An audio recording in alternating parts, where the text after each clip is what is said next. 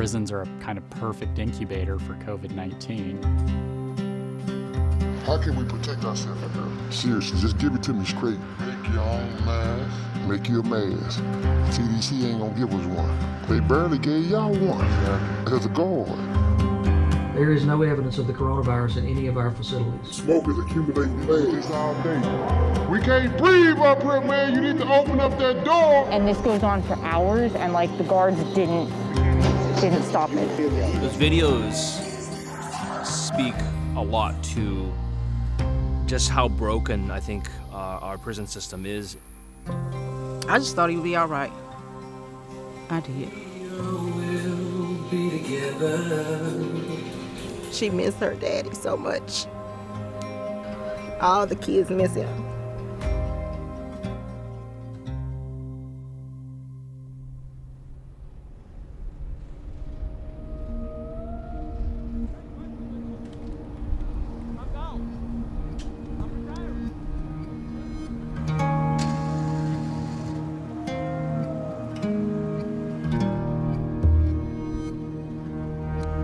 The Texas prison system is the largest state prison system in the country.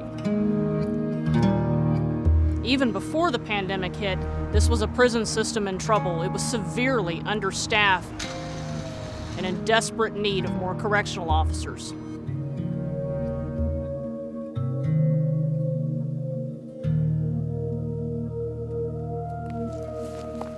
Justice for Elizabeth. Justice for Elizabeth. Correctional officers' lives matter. My sister Elizabeth worked 19 years at TDC. Justice for Elizabeth. She just knew she was going to catch it. She said, I'm high risk, and they continue to put me directly with COVID patients. TDCJ says that they are keeping COVID-positive offenders isolated from those that are not positive. Not true. They are not keeping them separated. They're in the same dorm. They had the positive on one side and the negative on the other side, sharing the same restroom, sharing the same showers, and the officer is in the middle of that. What did she tell you about the conditions of that room where these offenders were being kept? It was very unsanitary. They were sick, they were throwing up, and they were all congested in there together. I have coworkers that's still in there that I'm friends with that work there daily that are scared too, just as like my sister was, because they're not doing that. They're not separating them.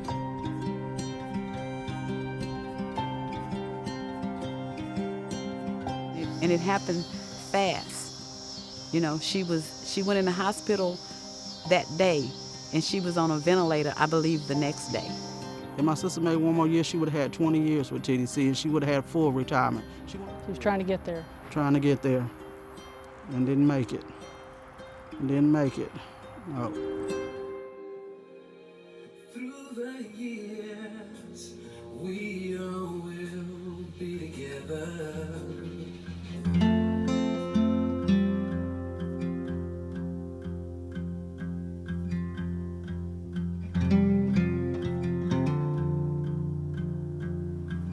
Eric Johnson, he was a correctional officer at the Byrd Unit. He had worked for TDCJ for 18 years. His wife is also a correctional officer. How long were they married? They just had got married October the 18th last year. Because they were just like this perfect couple.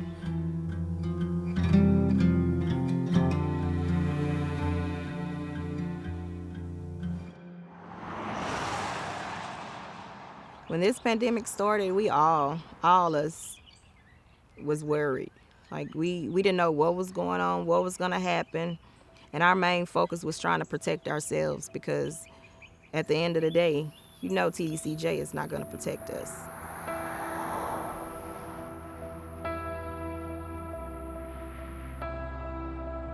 How long did you work at TDCJ? In October, next month, it would have been 13 years I worked for TDCJ. It was hard for us to get gloves, hard for us to get any PPE. So we had to protect ourselves. Some of us was even going out, like Eric, for instance. He was even going out buying his own gloves. They had this one particular offender cleaning up front that had tested positive. And how do you know he tested positive? Because he told us. He told us he was asymptomatic, so. And was Eric around him? Yes, Eric had to pass him every day. Every day. He turned his uniforms in to this offender.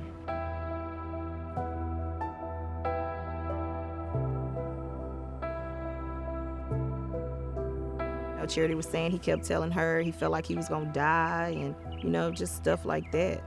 So it's no doubt in my mind that Eric contracted that from TDCJ.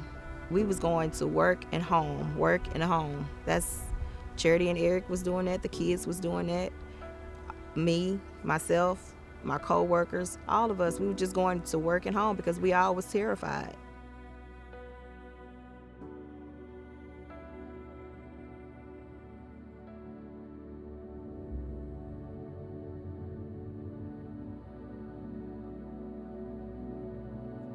Eric was a veteran officer.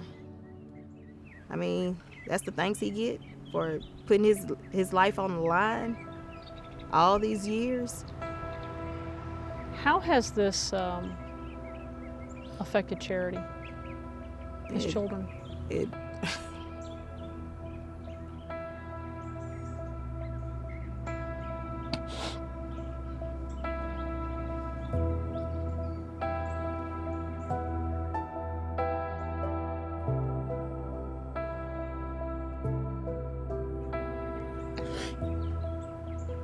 really has taken a toll on her and her kids. His friends made Charity this big old picture of Eric that she keeps in her room. And his 1-year-old, every time she sees it, she go kissing it. Daddy, daddy. She missed her daddy so much. We all will be together. Charity missed her husband.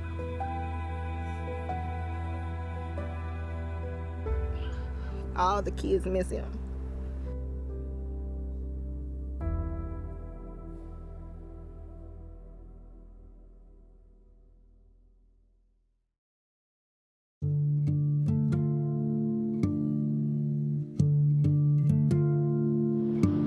It's 6 o'clock in the evening. We can't even see what it is. We've been dealing with this all day. We can't breathe up here, man. You need to open up that door.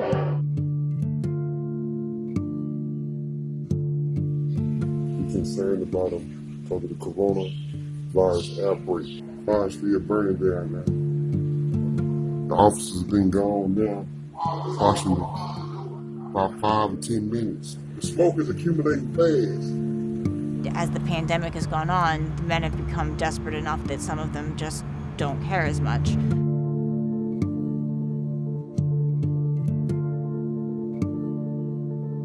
Over the course of the pandemic, I've started receiving videos from prisoners who've shown me what the unrest on these units looks like.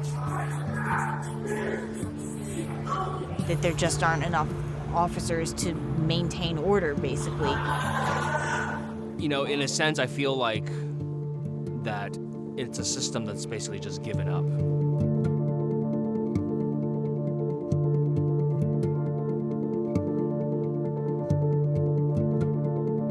People are quitting because they cannot find any reason to come to work, and they can't get them through the academy fast enough to replace them. When one unit is understaffed, they send the staff to another unit to plug the gaps. But during a pandemic, that became particularly dangerous. I was sent from my home unit to the Polunsky unit.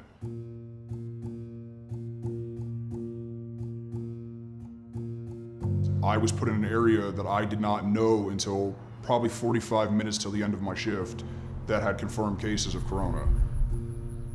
One day I woke up with just sweat pouring off of me, freezing. I was coughing, I was throwing up, diarrhea, the works.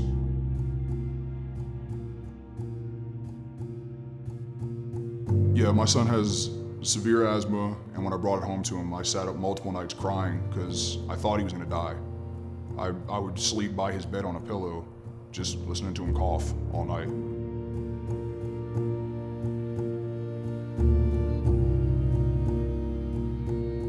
Is transferring people who have been in contact with positive populations to other populations and swabbing them back and forth, is that a good idea? I think the general public, even with a layman's understanding of COVID-19, say, yeah, that's a really bad idea. Why would you do that? Hello, I'm Brian Collier, the Executive Director of the Texas Department of Criminal Justice.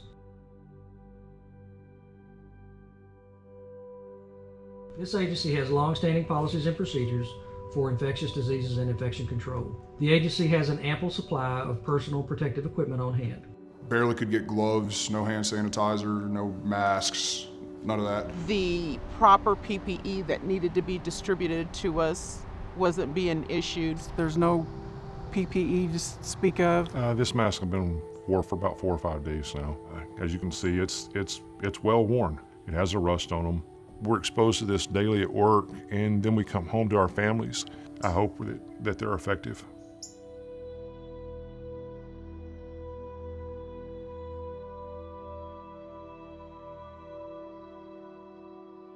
From the beginning of the COVID-19 pandemic, the Texas Department of Criminal Justice has worked with one goal in mind: protecting the health and safety of the offenders in our care and the employees and contractors who work for this agency. We have pioneered agency-wide responses like suspension of visitation and intake, public release of testing information, mass testing of both offenders and employees. Emphasis has been placed on maintaining adequate staffing at all units, including leveraging correctional officers from throughout the state to fill critical positions at understaffed units.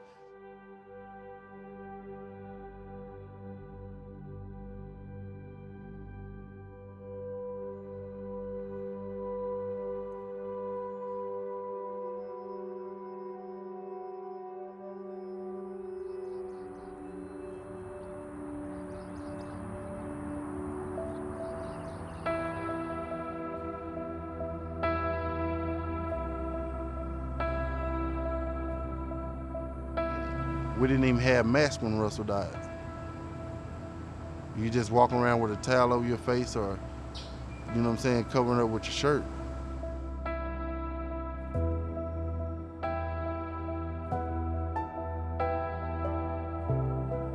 And Russell and I, we've dated for like 7 years.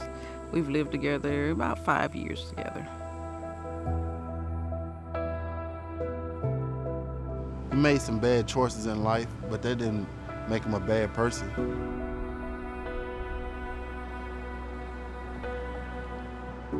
You know, this one day, Russell was like, man, I feel bad. Russell goes to the infirmary. He's got muscle cramps, he's dehydrated, he's been having nausea and vomiting. They don't give him a COVID-19 test. And it came to like that 4th day, and Mr. Hill didn't get no better, and he was like, I need help, but I don't want it.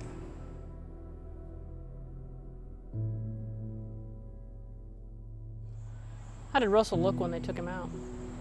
Dehydrated, pale, underweight.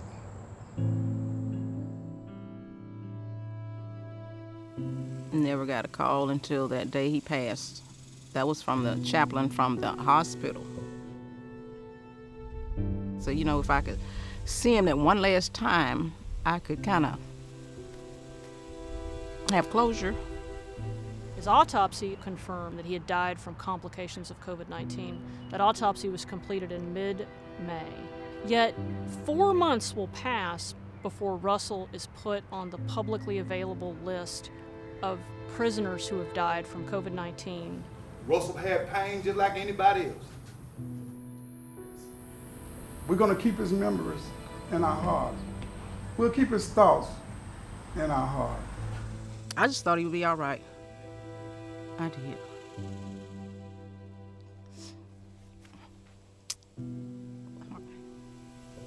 It's hard. I know. It is. Russell!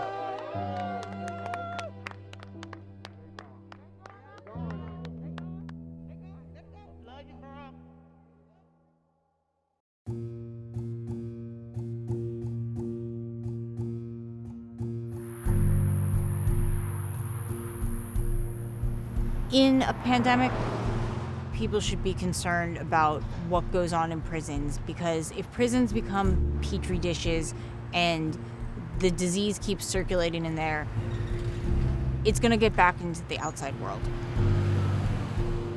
I'm the mayor of Palestine, Texas. It's a great place to live, full of friendly people.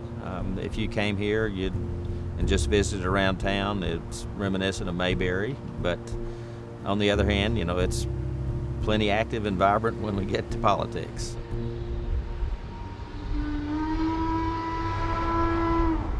There are 5 prison units in the county, so we house about 14,000 prisoners here on a day-to-day basis. The state of Texas is the largest employer we have in the county. As a pharmacist, I studied and recognized that we were going to have some really difficult times ahead as it spread into the prison system and got to the guards and then came back to the community. I knew it would make our community numbers skyrocket. You began to hear complaints from correctional officers. What were they telling you? They were telling me that prisoners were coming in, some of them were sick, and they were being transferred between prisons back and forth, coming in from county jails all over.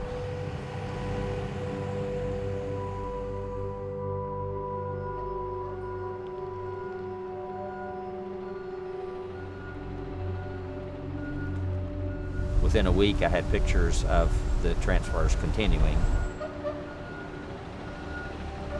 When someone tells you they will do something and they don't, in East Texas, we commonly have a word for that I just don't like to use about other people.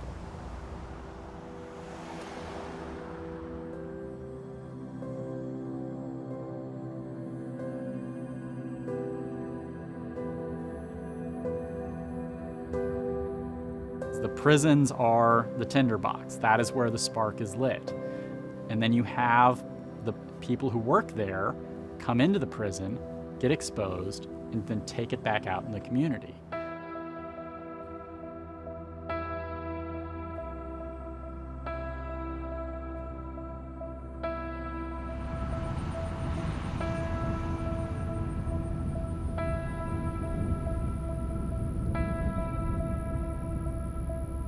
TDCJ describes the PAC unit as a geriatric facility, and that is what it looks like. You walk in there and it is a bunch of people who use walkers and wheelchairs. There is some evidence that what they've done has made it worse by ignoring it for so long, by having such an incompetent response at the beginning. And then they just let their guard down and do incredibly stupid things. Like at the PAC unit, there's really 2 facilities. There is the main building, and then there's what they call the trustee camp. Nobody at the trustee camp was sick. All of the virus was contained in the main building. They brought guys in from the trustee camp, had them do their tasks that they didn't have staff or prisoners to do, and then sent them back to the trustee camp. And it doesn't take Dr. Fauci to tell you what the result of that is going to be. You are going to have people get sick at the trustee camp, and that's exactly what happened.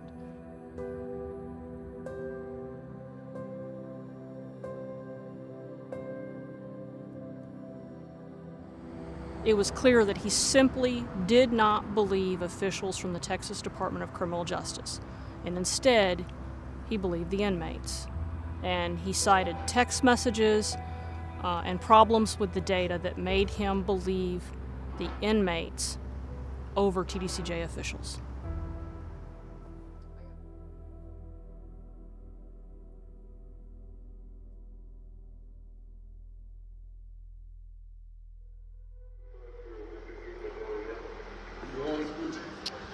How can we protect ourselves from here? Seriously, just give it to me straight. Make your own mask. Make you a mask.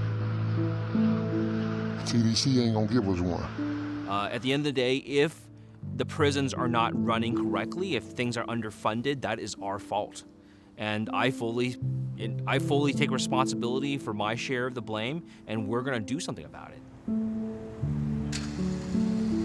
in my opinion, what needs to happen is the legislature needs to back up, take a fresh look at how the entire prison system is run, and start from scratch, take a new approach to it, and make sure that for the future our correctional officers are taken care of and that the offenders are treated humanely. Justice for Elizabeth. I blame TDCJ, the higher-ups from TDCJ, for not taking the precautions that they needed to keep my sister safe. And they're still not. That's what worries me even more. I know it's all in God's plan, but I feel like TDCJ should have protected him more.